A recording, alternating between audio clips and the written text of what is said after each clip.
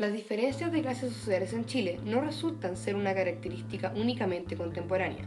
Y si bien es cierto, en la actualidad es mucho más sutil, también es cierto que las barreras siguen siendo infranqueables y se hacen presentes en todos los aspectos de la vida. La segregación espacial en Chile no es una característica nueva, ni mucho menos exclusiva de este país. Este problema implica aglomeración geográfica de familias de una misma condición social. Por otro lado, la palabra en sí misma hace referencia a diferencias y desigualdades sociales dentro de un grupo, según aspectos específicos. Por ello, no es difícil entender que estas diferencias y desigualdades minan el aislamiento espacial, y esa misma distancia produce desintegración social, ya que algunos de los muchos problemas que produce esta segregación es el bajo rendimiento escolar, el desempleo, el embarazo adolescente, la desprotección social, entre otras. Aunque las políticas implementadas por los gobiernos de turno son dirigidas hacia los más necesitados, no siempre han dado el resultado esperado, ya que siguen existiendo ciudades como Las Condes, Vitacura o Providencia que tienen un enorme acceso a la salud, vivienda y seguridad y educación. En cambio, al otro extremo de la ciudad, Independencia, Pudahuel y Conchalí, entre muchas otras comunas, no poseen el mismo acceso a servicios básicos. Ahora veremos cómo se segrega en Chile, qué opinan los habitantes de la ciudad de Santiago y la crítica de expertos y sus soluciones a la problemática.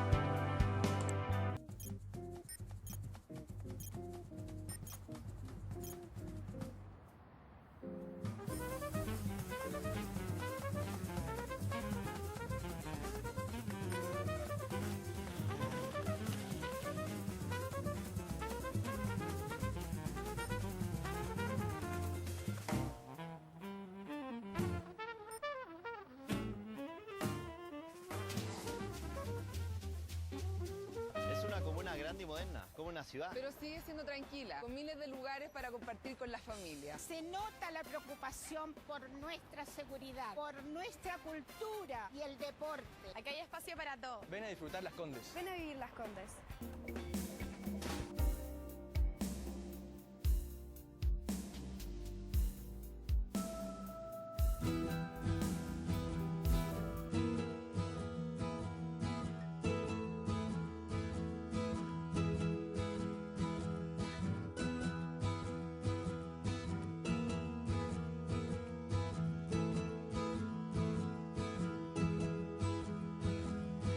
Antes que llegue el polvo, mire corriendo donde no hay nada más que rendirse a la otra cara de la verdad.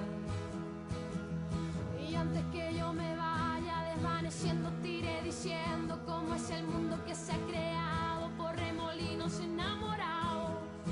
No creo que ya nadie pueda salvar lo que yo he dejado atrás tirado por tanta curva que a mí me ha dado por esquivar. No creo que la culpa se vaya lejos si no hago espacio para que el presente se haga ancho, no tenga nada con que chocar.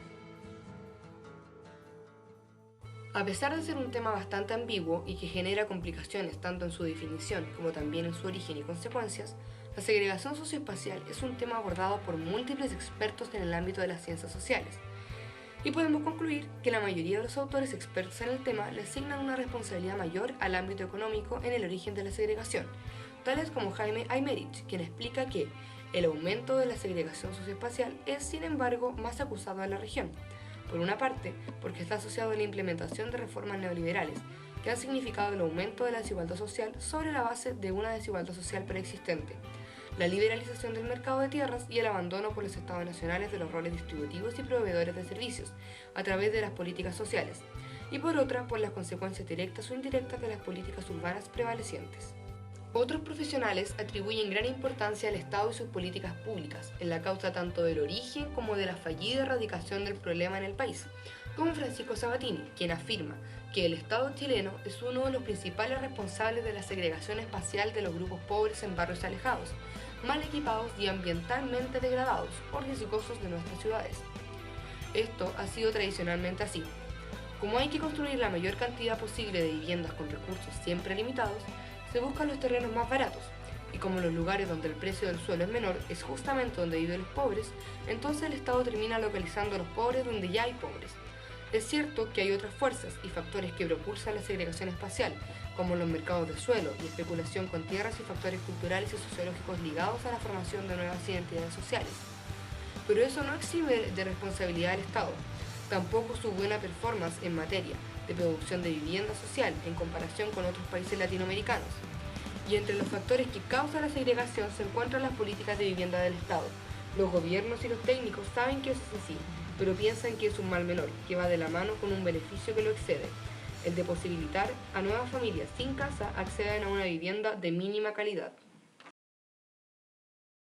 ¿Usted puede decir dónde vive? Yo vivo en la comuna de Cerro Navia. Cerro Navia. Sí. Y trabajo aquí para Metro. En Metro. Sí, soy externo a Metro, no soy ¿Usted en qué contratado condiciones por- vive? ¿Y su casa cómo es? Mi casa es una vivienda básica. Una vivienda básica que la quiero mucho, cualquier cantidad. Yo la he agrandado un poquito más. Y es una casa que es muy linda y muy bonitos recuerdos porque ahí falleció mi señora y de ahí la despedí. Es de los Andes. De los Andes. ¿Tú te encuentras segregado ahí? Igual hay segregación en los Andes, igual su resto. Pero el tema es que creen que todos son mineros. Entonces un minero te gana 1.200.000, 1.000.000 de pesos.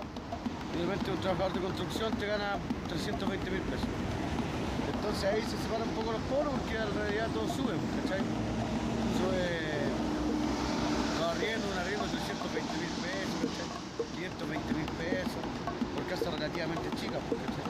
Todo sube, por ejemplo donde vivo yo, en la ciudad de Los Andes. Ahí sí es un poco igual desigualdad, ¿cachai? ¿Y en qué condiciones viven ustedes? ¿Cómo son sus casas?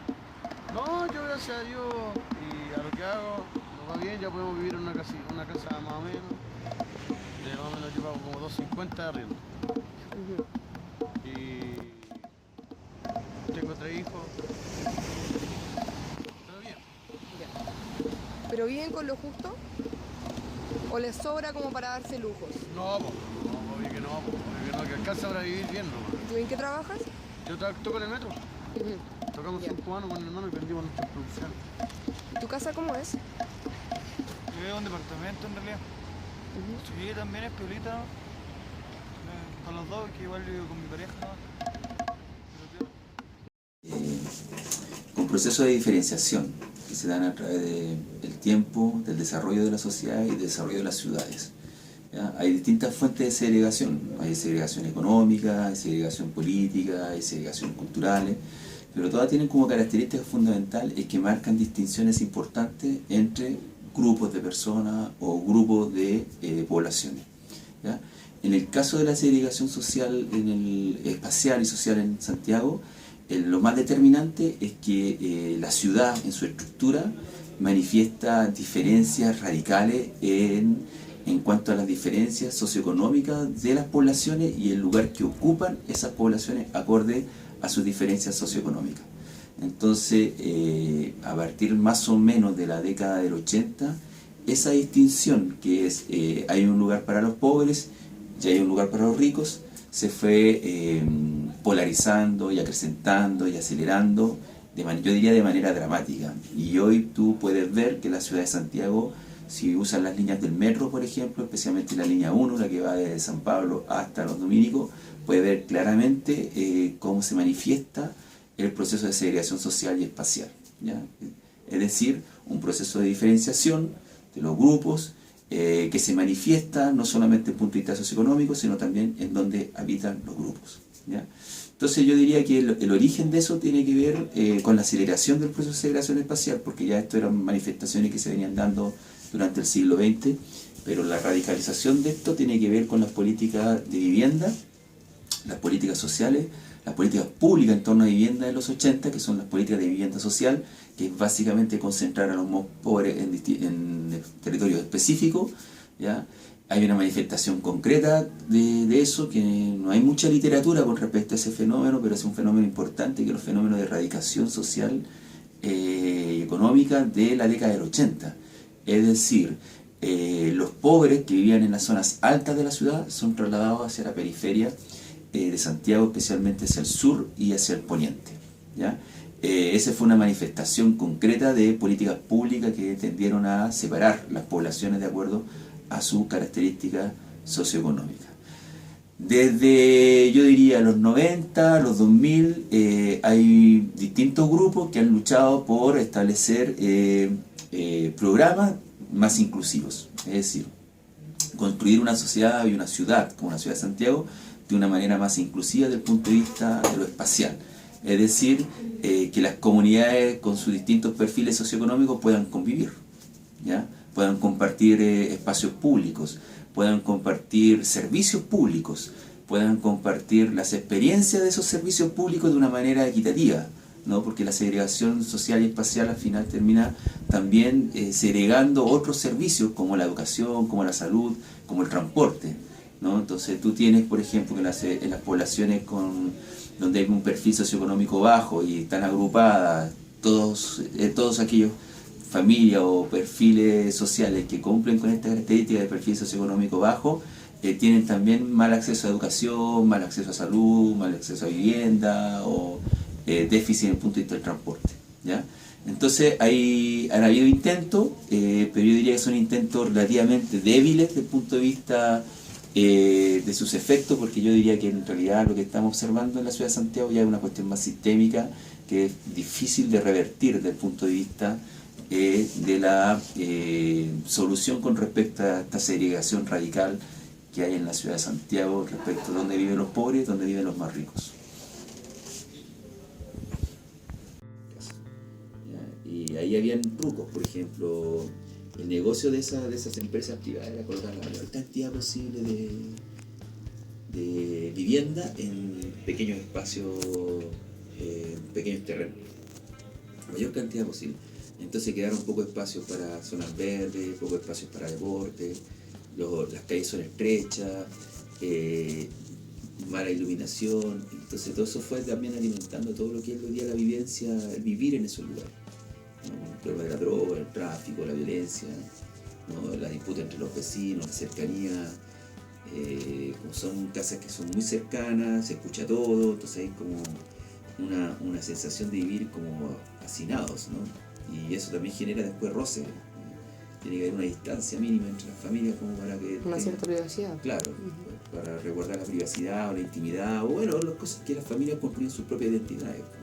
Pero si tú ves que abres la puerta y está tu vecino... Como una identidad obligatoriamente colectiva. Claro, ¿no? O, no sé, los bloques increíbles. Hay uno que está escuchando Marco Antonio Solís, el otro que escucha la cumbia, y los dos, como está ostentar lo que tienen, colocan sus equipos de música a todo dar. Entonces se genera como un ambiente muy tóxico desde el punto de vista del capital social. Muy tenso. Claro. Entonces la segregación también terminó, por lo que nos llamamos la sociología, eliminar o limitar mucho el capital social, es decir, la reciprocidad entre las personas en las comunidades, que son un elemento importante porque sobre eso las personas, los grupos sociales construyen proyectos más colectivos.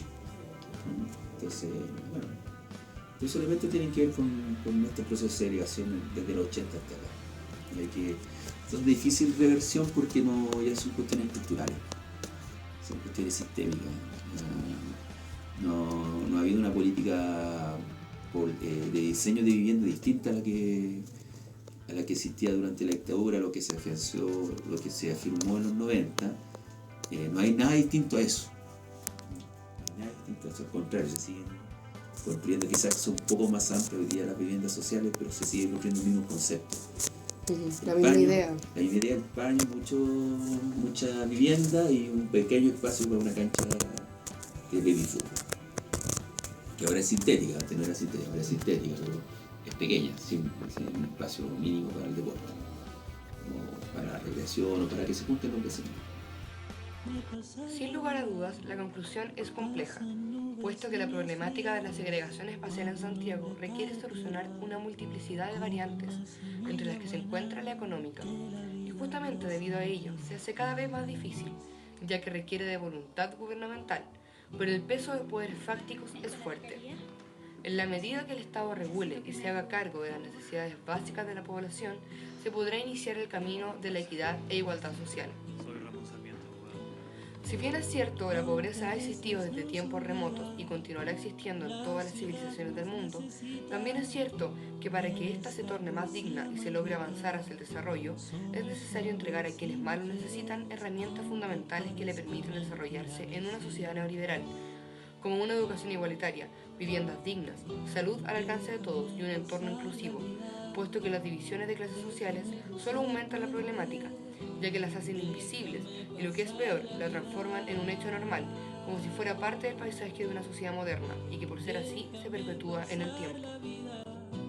Tú también estás cansada y si un día vuelvo a casa besaré suave tu frente y seré diferente a los demás.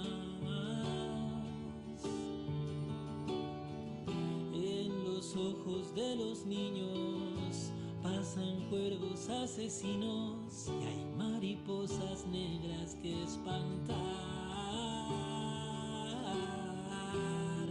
porque su inocencia duele cuando el tiempo que nos hiere es nuestra historia y nada más.